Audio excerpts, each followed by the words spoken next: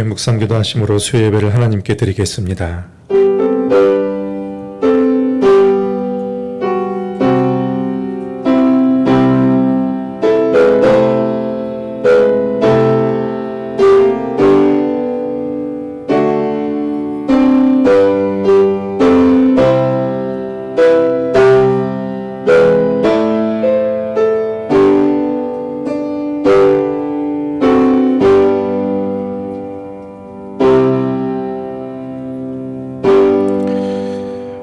자비로우신 아버지 하나님, 3일간도 우리를 보호하여 주시고 주의 백성들이 한자리에 모여서 함께 주님을 바라보며 예배할 수 있는 귀한 시간을 허락하시니 감사드립니다. 이 시간 하늘문을 활짝 열어주셔서 하나님께서 예배하시고 주시고자 하시는 그 은총을 누릴 수 있게 하여 주시옵시고, 우리로 하여금 하나님에게 합당한 그런 마음과 또 참된 예배로 하나님을 영화롭게 하는 복된 시간이 되게 인도하여 주옵소서. 예수 그리스도의 이름으로 기원하옵나이다. 아멘. 찬송가 68장 부르신 후에 김지영 집사님 기도 인도해 주시겠습니다.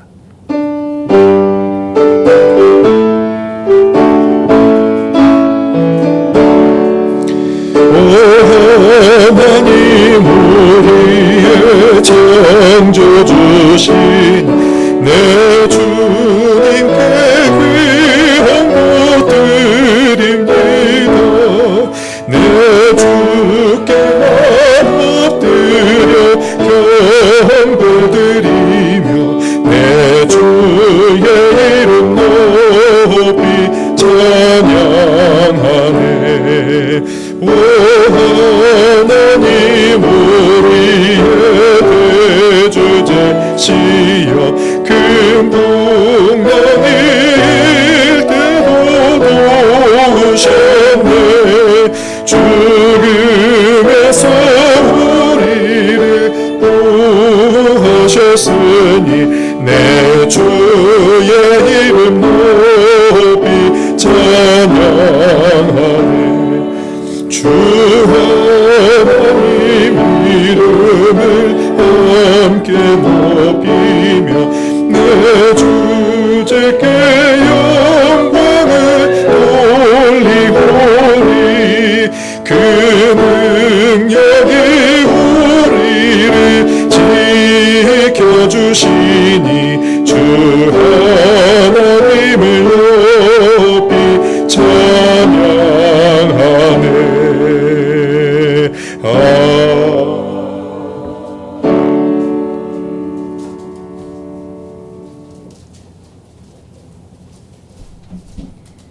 기도드리겠습니다. 하나님 아버지 감사합니다. 오늘도 주님의 은혜로 이 귀한 예배 가운데로 이끌어 주시니 감사합니다. 이 자리에 함께하지 못하는 주님의 자녀들에게 오늘 하루도 주님께서 동행하시며 주님을 향한 갈망으로 오늘 하루 승리하게 해 주시옵소서. 언제나 우리 모두가 하는 일의 과정들과 결과는 주님의 손에 맡기고 오늘 주어진 은혜에 자족하며 열심을 품고 주님을 섬기는 저희들이 되게 해 주시옵소서. 우리 마음의 사랑과 소망이 오늘 하루의 생활 속에서 보이도록 행함이 있는 믿음으로 실천하게 하시옵소서. 또한 불평의 마음을 걷어내고 기쁘고 감사한 것들을 발견하기 원합니다. 주님, 우리의 시선이 주님이 주신 많은 축복들에 고정되게 하소서. 오늘 말씀을 선포하시는 목사님께 성령님이시여 함께 하셔서 듣는 저희들이 깨닫는 은혜를 누리게 하시옵소서.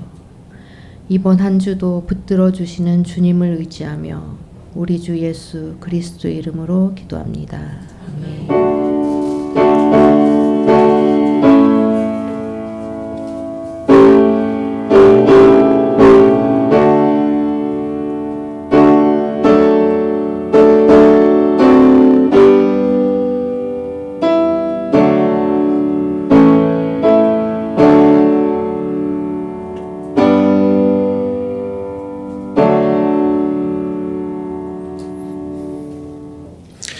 함께 보실 말씀은 출애굽기 7장 1절에서 25절까지의 말씀입니다. 제가 가진 성경 구약 90면입니다.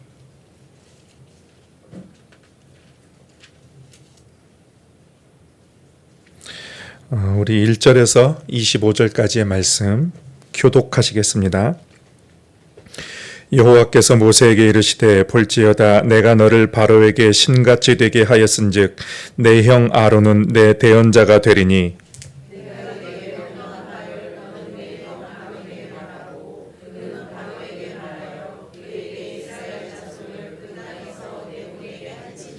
내가 바로의 마음을 완악하게 하고 내 표징과 내 이적을 애굽 땅에서 많이 행할 것이나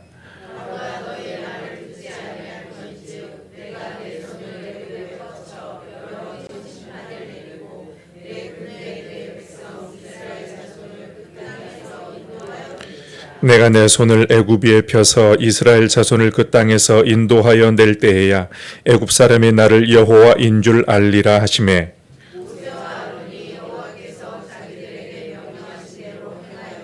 그들이 바로에게 말할 때에 모세는 80세였고 아론은 83세였더라. 바로가 너희에게 이르기를 너희는 이적을 보이라 하거든 너는 아론에게 말하기를 너의 지팡이를 들어서 바로 앞에 던지라 하라. 그것이 뱀이 되리라.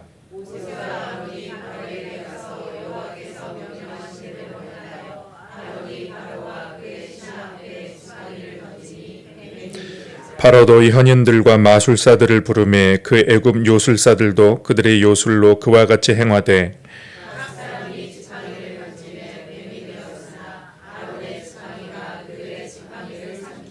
그러나 바로의 마음이 완악하여 그들의 말을 듣지 아니하니 여호와의 말씀과 같더라.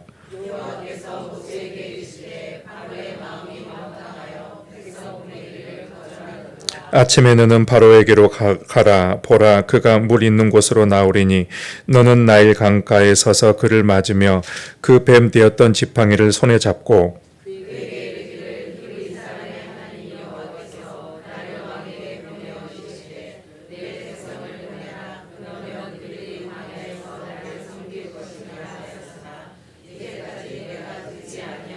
여호와가 이같이 이르노니 내가 이로 말미암아 나를 여호와인 줄 알리라. 볼지어다 내가 내 손을 지팡이로 나일강을 치면 그것이 피로 변하고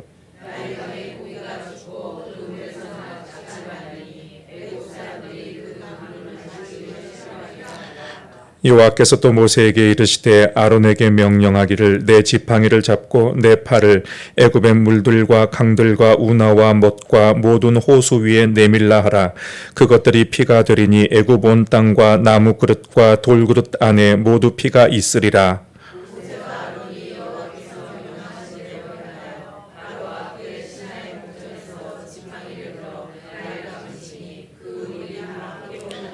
나일강의 고기가 죽고 그 물에서는 악취가 나니 애굽 사람들이 나일강 물을 마시지 못하며 애굽 온 땅에는 피가 있으나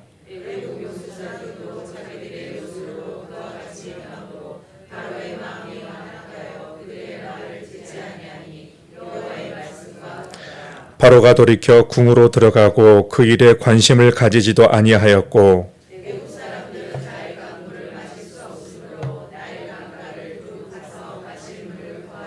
같이 읽습니다. 여호와께서 나일강을 치신 후 이레가 지나니라. 아멘. 지난주에는 나는 여호와이니라 라는 그런 말씀으로 함께 은혜를 나누었습니다. 하나님이 당신의 이름을 모세에게 상기시키셨어요. 당신의 이름을 하나님의 이름을 상기시키는 그 이유가 있습니다. 모세와 아론이 하나님의 명령을 받들고 가서 바로에게 명령을 했으나 바로의 마음은 더욱더 완악하게 되었고 그리고 또 이스라엘 백성들에게 더 강도가 높은 노동을 시키게 되었습니다. 모든 일이 잘 돼야 되는데 그렇게 풀리지 않자 이스라엘 백성들이 모세와 아론에게 와서 원망을 하게 되고 모세도 깊은 시리에 빠지게 됩니다. 그때 하나님께서는 다시 한번 모세에게 또 아론에게 하나님의 이름을 다시 한번 상기시킨 거예요. 여호와라는 그 이름이 무엇인가? 그것은 해방과 자유의 하나님, 언약의 하나님, 전능하신 하나님, 그리고 너희 아브라함과 이삭과 야곱에게 나타났던 조상들의 그 하나님이 곧 너와 함께 있는 나다. 그 하나님이라는 것을 상기시키는 거예요. 그래서 이 모세는 여호와라는 그 이름을 다시 한번 상기시키면서 모세는 다시 한번 힘을 얻고 소망을 가지게 되는 그런 이야기였습니다. 하나님의 이름에는 하나님의 성품이 담겨 있어요. 그리고 하나님의 능력이 담겨 있습니다. 그래서 우리가 하나님의 이름에 대해서 공부를 하게 되는데 그 하나님의 이름을 많이 알수록 우리는 신앙의 큰 유익을 얻을 수 있게 되는 것을 보게 됩니다. 오늘 말씀은 본격적으로 이제 모세와 바로의 대결이 시작이 된다고 할 수가 있습니다. 그런 말씀이 있어요. 근데 더 이상 이제 모세는 망설이거나 주저하지 않습니다. 이제 말이 아니라 행동으로 드디어 보여주게 됩니다. 그래서 이제부터 모세와 바로 간의 그 대결을 하나님의 구원과 섭리의 관점에서 우리가 살펴볼 것입니다. 구약 성경에서는 하나님의 행하신 기적들이 많이 있습니다. 특히 출애굽기에 그런 기적들이 많이 기록이 되어 있습니다. 출애굽기에 보면은 불기둥과 구름기둥으로 인도하신 하나님의 내용은 홍해를 가르신 하나님의 그런 이야기가 나오기도 합니다. 하늘에서 만나와 메추라기를 떨어뜨리는 그런 얘기도 나오고 가장 많이 기록되어 있다고 할 수 있는 것이 10가지 재앙에서 하나님께서 10가지 재앙을 통해서 기적을 베푸시는 것을 보게 됩니다. 근데 이 10가지 재앙은 애굽의 종 노릇하고 있는 그 이스라엘 백성들을 구원하기 위한 하나님의 섭리다. 그 섭리를 보여주고 있습니다. 그래서 10가지 재앙들 우리가 다 알고 있습니다. 우리도 제가 신대원 시험을 볼 때에 이 10가지 재앙을 다 외우는 게 있어요. 앞글자만 외우면 돼요. 피계, 이파, 악도구, 매흑장 이렇게 앞글자만 외우게 되는데 시험에는 안 나왔습니다. 10가지 재앙들 되게 신비롭고 불가세한 그런 재앙들이라고 할 수가 있습니다.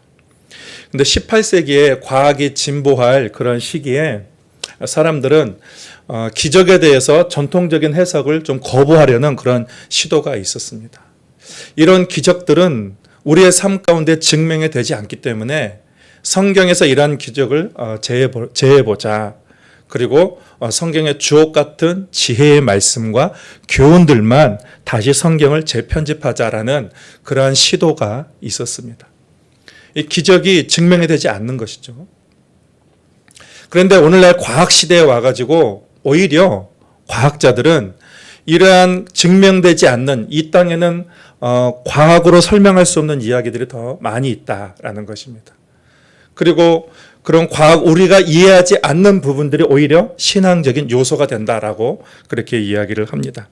과학으로 설명할 수 없는 그런 기적적인 요소를 오히려 그것이 하나님의 믿음을 더 우리를 강화시킨다라고 또 과학자들 그렇게 얘기하는 사람도 있습니다. 우리는 출애굽기에서 이제 10가지 재앙들을 조금 더 상세하고 구체적으로 보게 될 것입니다.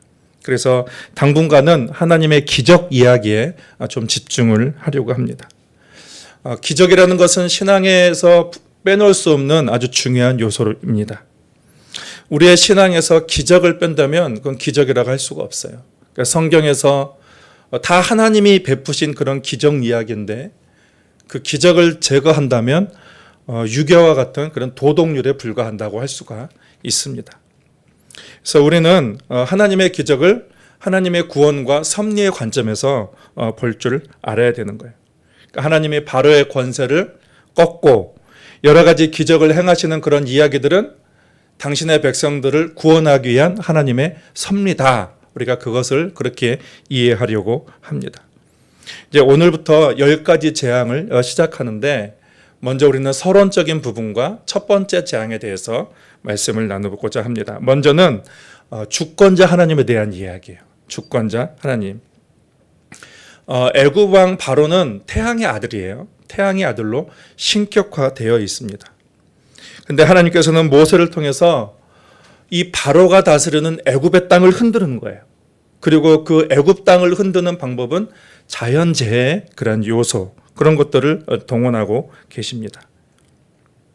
하나님께서는 왜 이러한 재앙들을 애굽에 베푸시는가? 그것은 애굽 땅은 바로가 주관자가 아니다. 그리고 하나님께서 애굽 땅의 주관자다, 주권자이다, 그것을 나타낸다고 할 수가 있습니다.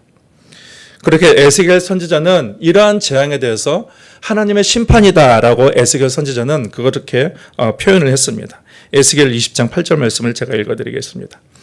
그들이 내게 반역하여 내 말을 즐겨 듣지 아니하고 그들의 눈을 끄는 바 가증한 것을 각기 버리지 아니하며 애굽의 우상들을 떠나지 아니하므로 내가 말하기를 내가 애굽 땅에서 그들에게 나의 분노를 쏟으며 그들에게 진노를 이루리라 하였노라.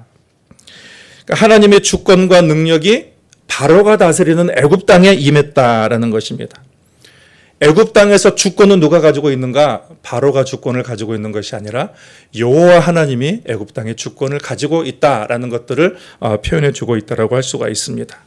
그러니까 애굽 땅이 바로와 그들이 섬기는 우상의 땅이 아니라 애굽 땅은 하나님의 땅이다라는 것입니다. 하나님이 주권자가 되십니다. 그래서 애굽 백성들과 또 이스라엘 백성들에게 하나님께서는 그것을 알리시는 것입니다. 여러분, 우리도 이러한 사실을 아는 것이 굉장히 중요합니다. 우리가 사는 모든 땅의 주권은 하나님이 가지고 계신다라는 그러한 믿음입니다. 그래서 우리가 살아가는 일상과 그리고 나의 가정과 또 교회와 또 어느 나라든 온 땅 어디든지 주권은 하나님께 있음을 인정해야 되는 것입니다. 그런데 과학을 신봉하는 자유주의 신학자들이 있습니다. 과학을 신봉하는 자유주의 신학자들은 이 10가지 재앙을 어떤 자연재해, 자연적인 현상으로 이해하려고 그렇게 노력을 했습니다. 그래서 여기에 나오는 여러 가지 전염병이나 또 뭐 지진 같은 거, 또 기타 자연적인 그런 재해다, 그렇게 해석을 한 것입니다. 예를 들면 나일강이 피로 변한 사건을 보면 나일강이 해마다 범람할 때가 있어요. 나일강의 해마다 범람할 때 상류에서 붉은 흙이 같이 이렇게 떠내려옵니다. 붉은 흙이 떠내려오면서 그런 현상을 가지고 물이 피로 변했다라고 그렇게 해석을 하고 이해하게 되는 것입니다. 근데 이런 해석들은 하나님의 의도와는 너무 동떨어져 있다고 할 수가 있습니다. 이러한 재앙들을 어떤 과학적으로 합리적으로 해석하려고 할 때 그 기적을 행하신 하나님은 계시지가 않는 거예요. 그리고 그 기적은 성경에서 아무런 의미나 가치도 가지지 못하게 되는 것이고 또 우리가 출애굽기를 읽을 이유도 생기지 않습니다. 출애굽기에 나타난 하나님의 기적들은 주권이 오직 하나님에게 있음을 보여주고 있는 것입니다. 또 세상의 권력자에게 주권이 있지 않다라는 것입니다. 그리고 애굽을 다스리는 태양신에게 애굽의 운명이 있는 것이 아니라 그 애굽의 운명조차도 하나님께 달려 있음을 보여주고 있는 것이고 선포하는 것이라고 할 수가 있습니다. 애굽의 태양신들은 애굽과 세상을 다스릴 때 자기의 수하들에게 기적을 행하게 합니다. 여러 가지 기적을 행하게 한다고 그렇게 묘사되어 있습니다. 그래서 어떤 그 태양신의 어떤 수하는 강물을 피로 변하게 하는 그런 기적을 행하고 또 어떤 신들은 곤충과 전염병과 흑암으로 인간을 위협하고 그런다는 것입니다. 그래서 애굽에서는 여러 가지 자연 현상들을 가지고 이것이 태양신이 애굽에게 내리는 그러한 재앙이다. 그리고 때로는 축복이다라고 그렇게 해석을 하면서 이 백성들을 심리적으로 지배하게 되는 거예요. 백성들에게 두려움을 주고 그리고 백성들을 위협하게 되고 심리적으로 지배하게 되는 것입니다. 이것을 가스라이팅이라고 하는 것이죠. 그러니까 권력자가 그런 어떤 그 무지한 백성들에게 어떤 자연적인 현상을 가지고 신의 분노와 심판이라 하면서 백성들에게 두려움을 주는 거죠. 그리고 그들을 지배하고 다스리려고 하는 것입니다. 그런데 하나님께서는 이것이 단순한 자연재해가 아니라 하나님께서 주시는 초자연적인 능력이다. 그래서 하나님이 주관하신다라는 것을 명백하게 드러내시는 것이라고 할 수가 있습니다. 그래서 이제 오늘 말씀 1절에 보면 하나님께서 모세를 보내면서 이렇게 말씀하십니다. 내가 너를 바로에게 신같게 하였은즉 이렇게 말씀하고 있습니다. 하나님께서는 모세를 대행자로 세우시고 그리고 그에게 권세를 주셨습니다. 그래서 모세를 대행자로 삼으시겠다는 것입니다. 비록 바로의 권세가 하늘을 찌르는 것 같고 그리고 바로가 온 세상을 다스리는 것 같지만 하나님께서는 모세를 대행자로 세우셔서 모세의 권위가 바로 위에 있다. 그렇게 말씀하고 계시는 것입니다. 지금도 우리가 살아가고 있는 그런 세상에, 온 세상에는 이 세상의 권력자가 다스리는 것 같지만, 그렇지만 결국은 주권은 하나님에게 있다는 것을 우리는 깨달아야 되는 것입니다. 애굽에 있는 백성들이 그 애굽의 주권이 하나님에게 있는 것처럼 우리가 살아가는 일상의 모든 정황 가운데에 하나님께서 다스리고 있다. 하나님이 이 땅의 주권자다라는 것들을 우리가 이해할 때 우리도 하나님이 보내신 그런 대행자로서 삶을 살아갈 수가 있게 되는 것입니다. 두 번째로는 바로의 완악함입니다. 봉독한 말씀에 보면 모세와 또 아론이 바로에게 가서 하나님의 명하신 일을 진행할 때마다 바로의 마음은 완악해 가져가는 것을 보게 됩니다. 하나님께서 바로의 마음을 완악하게 했다라고 본문은 그렇게 표현하고 있습니다. 그래서 10번의 재앙들이 진행되어 가는 동안 바로의 마음은 때때로는 풀어지기도 하고 그리고 때때로는 또 완악해지기도 하고 합니다. 그래서 어떤 재앙에서는 바로의 마음이 풀어지기도 하지만 또 어떤 재앙에서는 바로의 마음이 더 완악해지기도 합니다. 근데 하나님께서는 그 이전에도 바로의 마음을 완악하게 하시겠다라고 그렇게 말씀하셨습니다. 왜 하나님께서는 바로의 마음을 풀어내지 아니하시고 계속해서 완악하게 하실까? 이스라엘 백성들에게 행하실 그런 훈련이 더 필요한 것일까? 이스라엘 백성들에게 고생이 더 필요했던 것일까? 하나님께서 바로의 마음을 완악하게 하신 이유는 인간의 마음을 하나님께서 주관하실 수 있다라는 것입니다. 하나님께서는 인간에게 자유의지를 주셨지만 특수한 목적을 위해서는 하나님께서는 인간의 마음조차도 다스릴 수 있고 주관할 수 있다라는 것입니다. 잠언 21장에 보면 왕의 마음이 여호와의 손에 있음이 그리고 그가 임으로 인도하신다. 왕의 마음도 여호와의 손에 있다라는 것입니다. 그래서 우리의 마음을 풀기도 하시고 때때로는 우리의 마음을 완악하게도 하시고 또 바로의 마음을 그렇게 하시는 것도 인간의 마음을 하나님께서 주관하실 수 있다라는 것들을 보여주고 있다라고 할 수가 있습니다. 그 인간의 주권, 마음의 주권도 하나님께 있다는 것을 말씀하고 있는 것입니다. 또 하나님께서 바로의 마음을 완악하게 하신 이유는 그런 하나님의 이제 기적을 계속 베푸심을 통해서 애굽의 백성들과 이스라엘 백성들에게 하나님의 능력을 알리고자 하시는 하나님의 의도가 있습니다. 하나님께서 마음만 먹으면 한 번에 이스라엘 백성들을 이끌어낼 수가 있습니다. 그런데 하나님께서는 여러 가지 계속해서 반복적인 기적을 통해서 하나님의 능력을 보이시는 것입니다. 만약에 한 번에 하나님께서 이스라엘 백성들을 이끌어냈다면 어쩌면 이스라엘 백성들은 그것은 우연이다라고 생각할 수도 있을 것입니다. 그냥 일상적인 그런 자연재해다라고 이해할 수 있을 것입니다만 하나님께서는 반복적인 재앙을 초자연적인 능력으로 직접 행하심을 통해서 이것이 우연히 발생한 것이 아니라 하나님께서 행하신 것이다. 라는 것들을 그래서 그것을 통해서 하나님의 능력을 보이고자 하는 그런 의도가 분명하게 있다라는 것입니다. 그래서 그들로 하여금 하나님의 능력을 믿게 하시는 것이죠. 우리 3절부터 5절까지를 같이 읽겠습니다.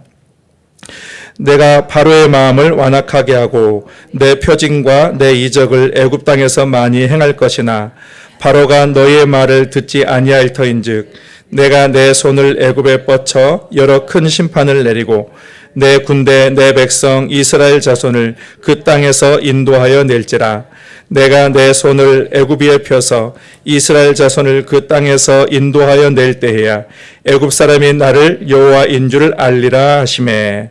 바로의 완악함은 구원을 위한 하나님의 도구입니다. 그래서 하나님께서 바로의 마음을 완악하게 하신 이유는 백성들로 하여금 하나님의 능력을 믿게 하기 위함이다. 그러니까 하나님을 믿음을 더욱더 굳건하게 하기 위함이라는 것입니다.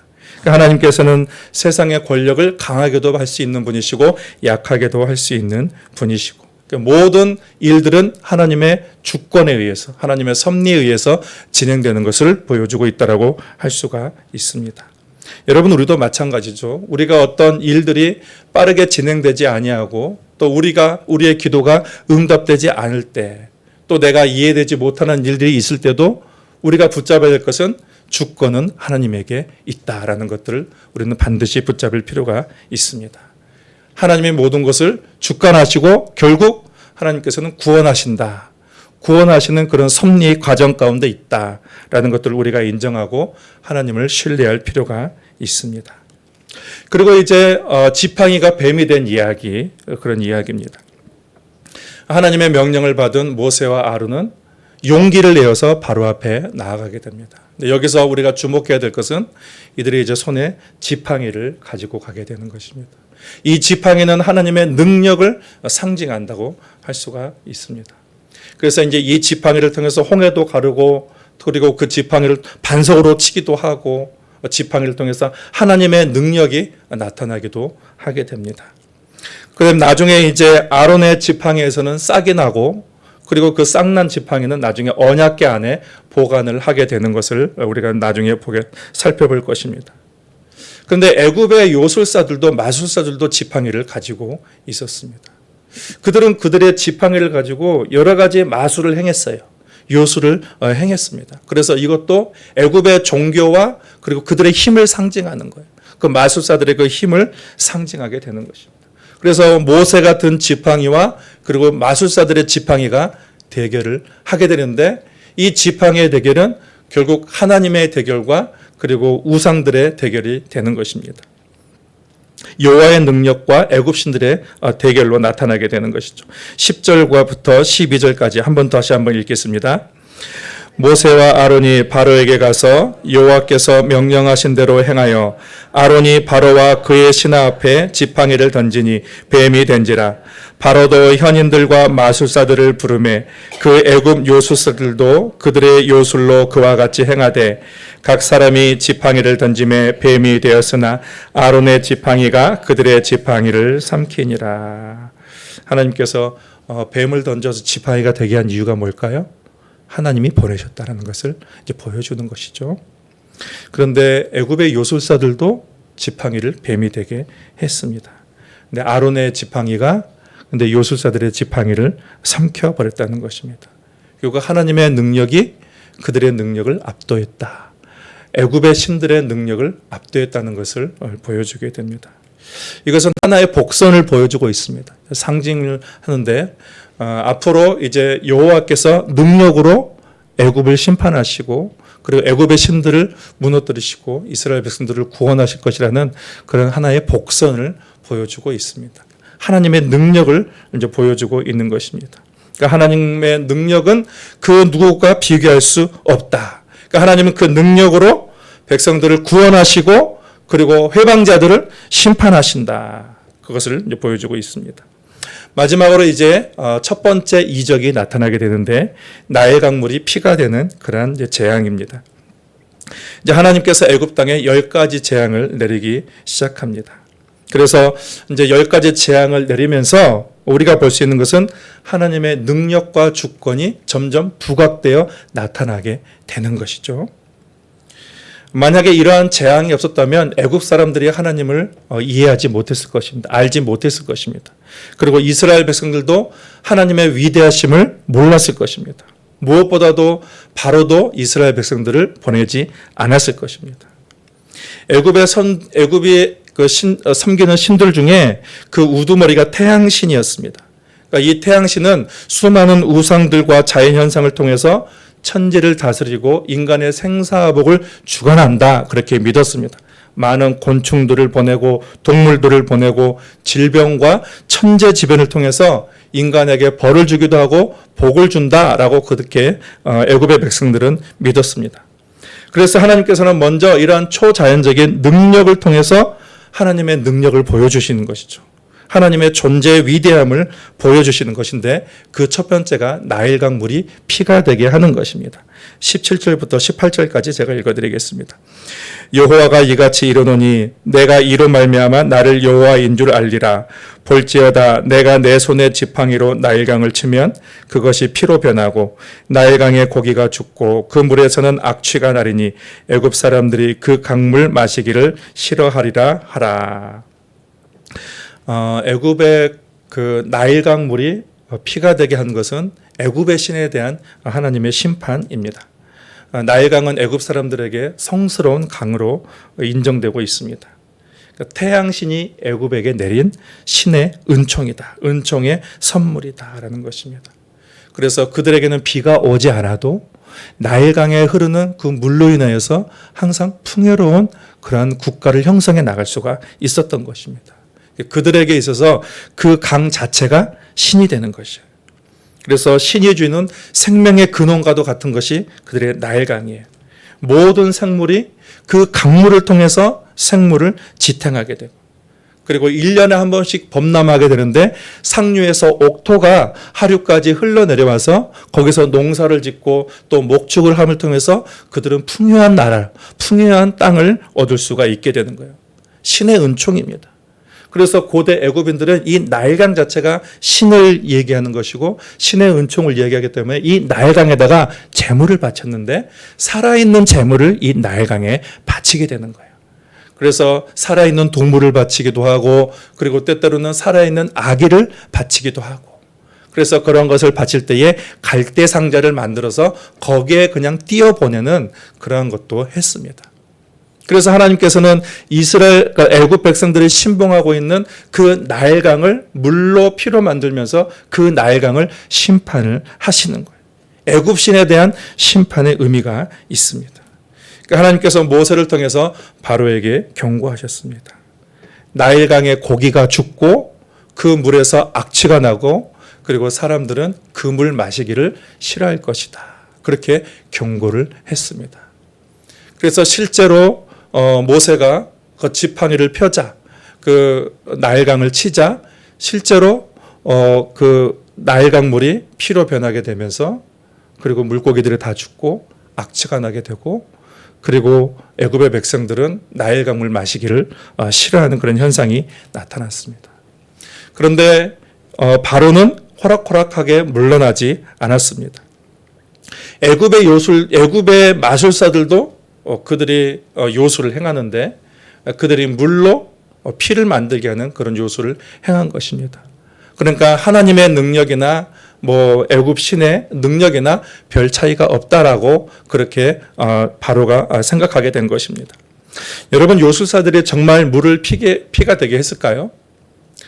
어떤 그 화학작용에 의한 어떤 마술이 아닐까라고 그렇게 생각이 됩니다. 그러니까 바로가 그런 현상들을 보고 큰 일이 아니다, 별게 아니다라고 생각하게 된 것입니다. 그래서 바로의 마음은 더욱더 완악해지고 있고, 그렇지만 그 바로의 마음의 완악함 때문에 애굽의 백성들은 큰 고통을 당하게 됩니다. 그리고 바로는 모세와 계속 대치를 하고 있습니다.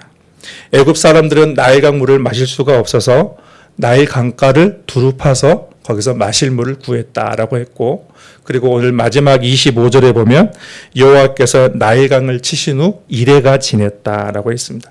7일이 지났다라고 했습니다. 7이라는 숫자는 하나님의 수를 상징하죠. 승리를 상징합니다. 완전수를 상징합니다. 그러니까 하나님의 진노가 애굽에 실현되기 시작했다는 것입니다.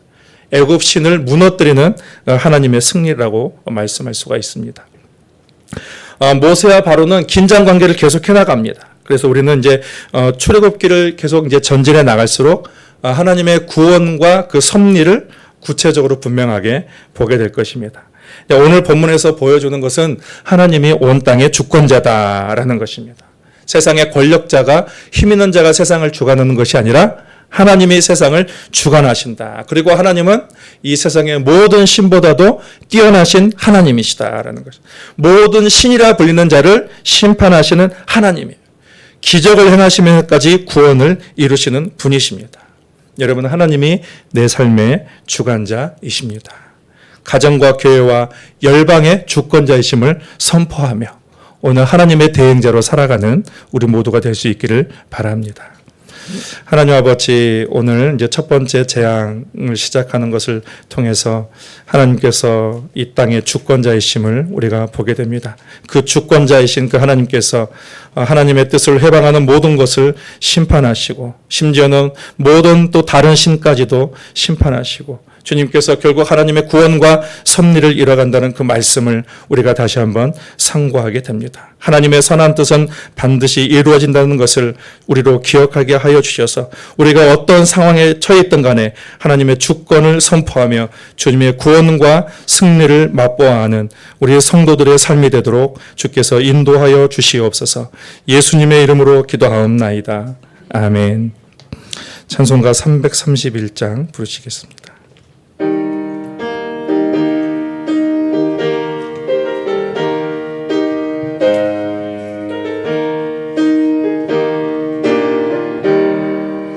영광을 받으실 만유의 주여, 우리가 명령을 따르리다. 베푸신 은혜를 감사히 알고 진실한 마음으로 섬기겠네. 구주의 은혜 주시는 대로 영원히 받들어 섬기겠네. 찬송하겠네, 찬송하겠네. 생명을 주시는 구주로다. 구주를 높이고 잘 공견하여 온유한 마음으로 섬기리다. 주 예수 안에서 즐거워하며 충성을 다하여 섬기겠네.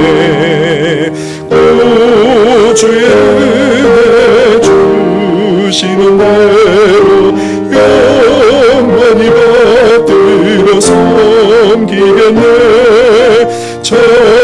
찬송하겠네, 찬송하겠네. 생명을 주시는 구주로다. 예수를 믿고서 늘 사랑하여 참 기쁜 마음으로 섬기리다. 온 마음을 드리고 늘 순종하며 구주를 영원히 섬기겠네. 구주의 은혜 주시는 대로 영원히 받들어 섬기겠네. 찬송하겠네, 찬송하겠네. 생명을 주시는 구주로다. 주기도문으로 예배를 마치겠습니다. 하늘에 계신 우리 아버지, 아버지의 이름을 거룩하게 하시며 아버지의 나라가 오게 하시며 아버지의 뜻이 하늘에서와 같이 땅에서도 이루어지게 하소서. 오늘 우리에게 일용할 양식을 주시고 우리가 우리에게 잘못한 사람을 용서하여 준 것 같이 우리 죄를 용서하여 주시고 우리를 시험에 빠지지 않게 하시고 악에서 구하소서. 나라와 권능과 영광이 영원히 아버지의 것입니다. 아멘.